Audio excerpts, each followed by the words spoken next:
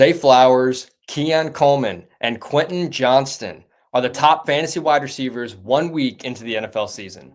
Is it time to hit the panic button on some of these studs who dropped week one duds? Let's talk about it in our week two wide receiver rankings right here on the Face Off Sports Network.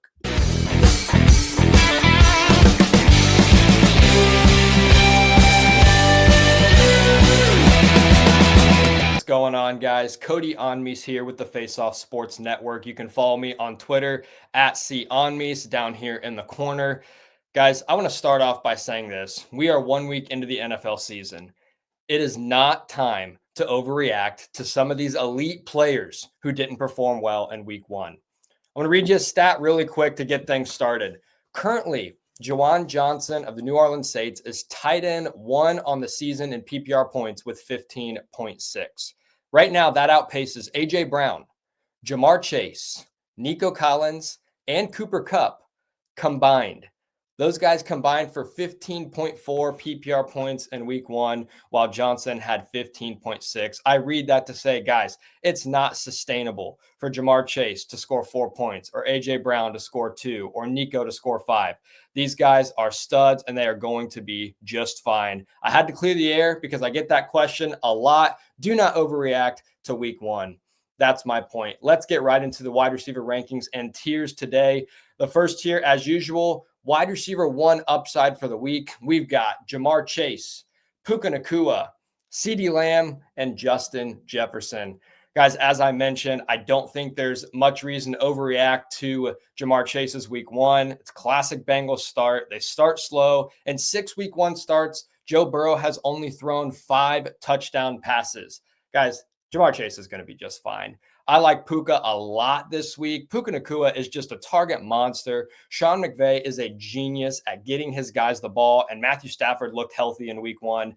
Guys, Puka Nacua is likely going to be in this tier going forward. He looks like a stud this year. CeeDee Lamb, the drops don't really bother me. I think he's going to be fine. He's still Dak's number one target. And for Justin Jefferson, once J.J. McCarthy started to get the hang of things and started to get rolling later into the game, he looked good. He was getting the ball to J.J. I think Justin Jefferson is QB proof, and I think he's going to be just fine going forward. My tier two guys, tier two this week is the Ohio State tier, Jackson Smith-Njigba and Garrett Wilson. Both of these guys had really good week one performances, and both of these guys are their team's, without question, number one pass catcher. Jackson Smith-Njigba had 13 targets, 9 catches for 124 yards in week one, and Garrett Wilson popped off as well. I was a little concerned about Wilson heading into the year, but Justin Fields seemed to run the offense pretty well, got him the ball, and they play Buffalo this week where the Ravens put up 40 points. So I do think that Garrett Wilson is a fine start in your wide receiver one slot this week. My tier three guys, this is the bounce back tier. Guys, all of these folks really struggled in week one. We've got Nico Collins, Brian Thomas Jr., Amon-Ra St. Brown, Malik Neighbors, and Mike Evans. Folks, I think you put these guys in your lineup in week one, planning on getting 15 plus points for all of them, and all had 12 or less points. Very frustrating. I had multiple of these guys starting in multiple leagues. I know a lot of you guys did too. I think all of them are going to be just fine. I have no reason for concern right now. There's not much to say about any of them. Neighbors and Evans both had 10 or more points, just around there. The other guys were less than 10. But again, those are guys that are studs. They're going to get theirs going forward. Be confident about them heading into week two. My next tier 4, is I still like them right now. A.J. Brown, Drake London, Cortland Sutton, Ladd McConkey, DK Metcalf, and Tyreek Hill. I have a little more to say about these guys just because they all have some interesting situations surrounding them. Let's talk about A.J. Brown for a second, guys. I know that I am a Philadelphia Eagles fan, but I'm going to go back 2 years ago, week 2. 2023 season, A.J. Brown had 4 catches for 29 yards, and the media had a heyday. They said he's going to be a diva. They said he's going to freak out. He's going to request a trade. He's going to be like Antonio Brown. All these things were going crazy about AJB. He went the next 6 weeks and set a record for the only wide receiver who's ever put together a string of 6 weeks with 125 receiving yards or more. He had 5 touchdowns over that span. And folks, A.J. Brown is still one of the most talented X wide receivers in the league. PFF loves this guy and all of their metrics. He beats man coverage. He gets open. He's got breakaway speed. He can do it all. He's got amazing hands. Don't worry about A.J. Brown. He's going to be fine too. I know they're a run first team, but Jalen Hurts can get the ball to his guys when he needs to. Drake London, 15 targets in week 1. Penix obviously loves Drake London, and Penix looked pretty good too. I will say Drake London is day to day with a shoulder injury, hoping to get some more news about that Wednesday, Thursday this week. Really hoping, but we're going to monitor that situation closely. We'll update our rankings accordingly. But right now, with 15 targets in week 1, Drake London is a must start going forward. I like Courtland Sutton a lot, guys. The Denver offense did not look very good, but I would say that the fantasy bright side is that Sutton is still the clear top dog. Start him heading into week 2 with no problem. I'm going to throw the tier back up for you guys as well so that you can see it. Ladd McConkey is my next guy. And actually, Ladd McConkey is going to be my start of the week this week. He had 9 targets in week 1, and all 3 of these pass catchers in LA looked good with Ladd, Keenan, and QJ. Ladd just happened to be the one that didn't catch the touchdown. Other than that, he had a really solid week. Like I said, 9 targets. I'm pretty confident he's still going to be Justin Herbert's number 1 target going forward. Start of the week is Ladd McConkey. I think you're going to be happy if you have him in your lineup this week. DK Metcalf, not much to say. I think Rodgers looked good. He led the team in targets. I think he's the number 1 guy here. And then I've got Tyreek Hill. This is a tough one. He's sort of hanging on by a thread on this tier. I'm hopefully going to get some more answers about this Dolphins offense after this coming week, maybe the next 2 weeks. They looked really bad in week 1. Tyreek was frustrated on the bench. We'll see what happens going forward. I think that he still has the ability to be an elite fantasy wide receiver. And when it happens, you're going to be happy that you have him in your lineup. My next tier, Ohio State Part 2, Marvin Harrison, Terry McLaurin, Emeka Egbuka, and Chris Olave. Yeah, these Ohio State wide receivers are looking pretty solid, guys. Marvin Harrison led the team in receiving in week 1. Kyler seems to be looking for him, which is really good. I just think that Marvin is so talented. He's too talented to not perform well if his quarterback is giving him enough looks. I like Marvin Harrison going into this week. I think he's going to have a pretty good game against Carolina. Terry McLaurin is my next guy in this tier. He'll be at Green Bay. Guys, if Jaden Daniels doesn't overthrow him on what could have been a walk-in touchdown, his stat line looks a lot differently this past week. He had an okay week, not amazing. I think he was under 5-6 points, but he also had a couple months off as he was getting the contract situation figured out. He's still going to be Jaden Daniels' number 1 guy, so you're going to be okay with Terry. Emeka Egbuka, guys, I would say enjoy it right now. I think he's very talented, but when Chris Godwin comes back, I have a hard time believing that he's not going to eat into Egbuka's production. I will say this as well. He only had 4 catches this past week. 2 of them did go for touchdowns. I'm not normally the guy that says, well, if you take away his touchdowns, he had a bad week.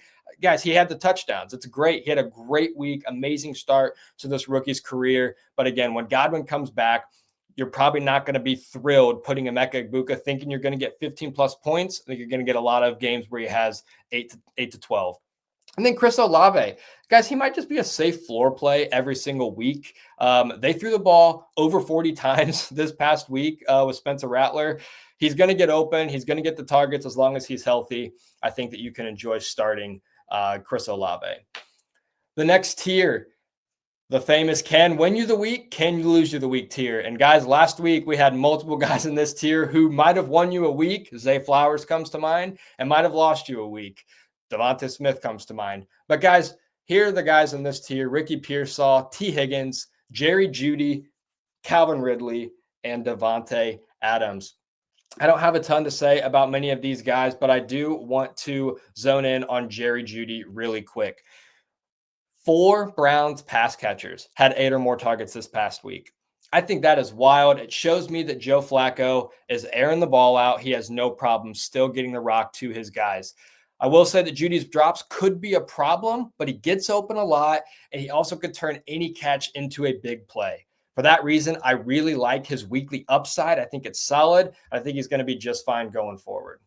My next tier of guys is the DeVonta Smith tier. We've got Tet McMillan, Zay Flowers, Hollywood Brown, Michael Pittman, and Deebo Samuel. Again, guys, I don't have a ton to say about some of these guys. Let's look at Zay Flowers, the current wide receiver 1 on the year. The big question, is this sustainable? I will say he looked fantastic. He found the holes in the defense. He gained yards after the catch, 9 targets. The next closest was 4. Zay Flowers has been talented ever since he came into the league. They're just a run-first team, kind of the same thing with Philadelphia. Their wide receivers, some weeks they eat, some weeks they don't. This past week, not only did the run game eat, but Zay Flowers did as well. The only other guy in this tier I really want to talk about is Michael Pittman. Guys, I do think that he is the wide receiver to own in Indianapolis. A lot of buzz about Josh Downs over the summer. Josh Downs was a no-show in this game. Pittman looked really good. Between him and Tyler Warren, rookie tight end, I think they're both going to be in for pretty solid years as long as Daniel Jones is throwing the ball as well as he did this past week. And then finally, guys, my final tier, flex play, DeVonta Smith. You were probably wondering, why is he not in the DeVonta Smith tier? He falls out of his namesake tier just for this week. I didn't like what I saw as far as the Philadelphia pass catchers in week 1, and I do think that A.J. Brown would be the guy that's going to get more work, but we will see. We've also got DJ Moore, Rome Odunze, Keon Coleman, and Jaden Reed. Guys, I'm actually calling DeVonta Smith the Hail Mary of the week. I just mentioned that I didn't love what I saw in week 1, which is accurate, but I will say I'm going to be doing a Hail Mary of the week each week from now on, and here's what that means. I'm going to give a little light to this.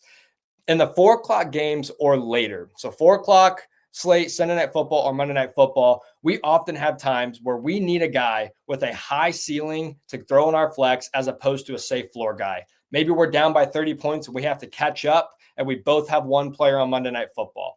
Or maybe we are losing by 22 points and my opponent is done with all of his players for the week.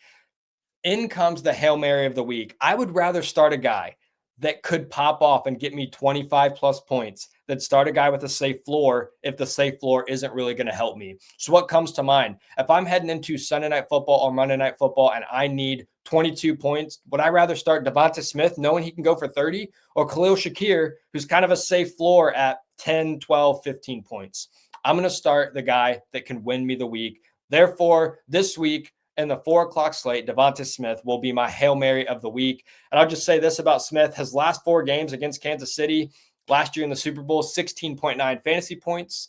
In the 2023 regular season, 15.9 fantasy points. In the Super Bowl in 2022, 17 fantasy points. And in the regular season in 2021, 19.2 fantasy points. None of those were over 20. I get it, but those are solid weeks. He might not be a bad play this week. He could blow past the defense for a touchdown like we saw him do last year in the Super Bowl. And then, guys, I've got DJ Moore and Rome Odunze in this tier. I don't know what to do with Bears pass catchers right now. Odunze got the touchdown. Moore led the team in receiving.